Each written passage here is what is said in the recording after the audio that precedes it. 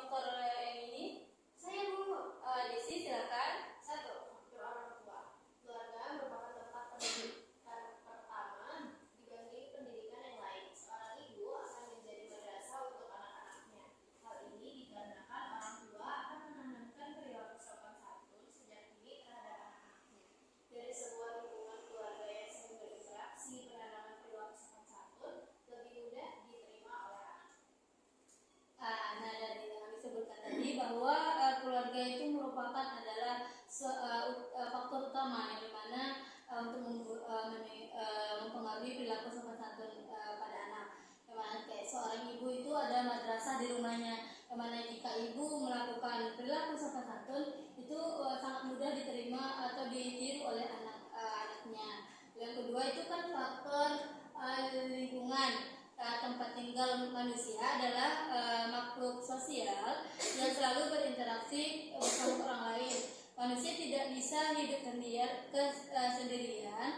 Kesamaan prinsip dan tujuan akan menjadi kedekatan sehingga terjalin hubungan komunikasi yang membentuk lingkungan pergaulan. Dalam sebuah lingkungan yang tidak terlepas adanya ruang lingkup yang luas, baik lingkungan masyarakat maupun lingkungan tempat tinggal, lingkungan juga berkaitan dan erat dengan terbentuknya perilaku sopan santun.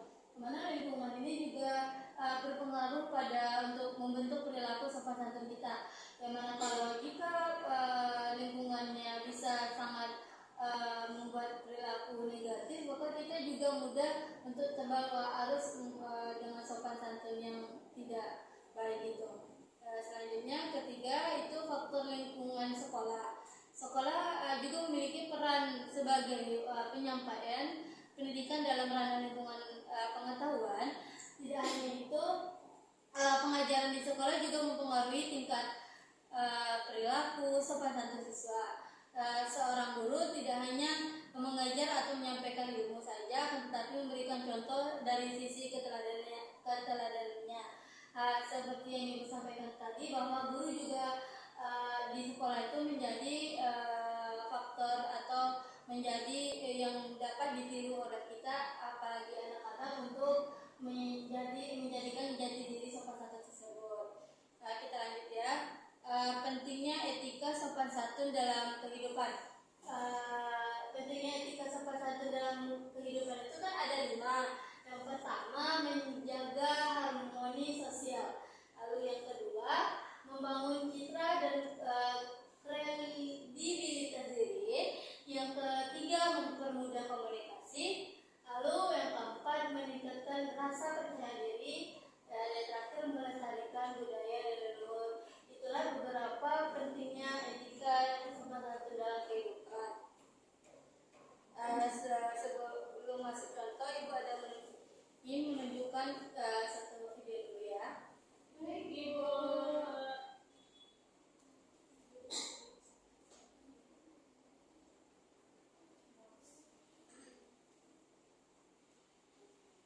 Boleh Anda ditonton.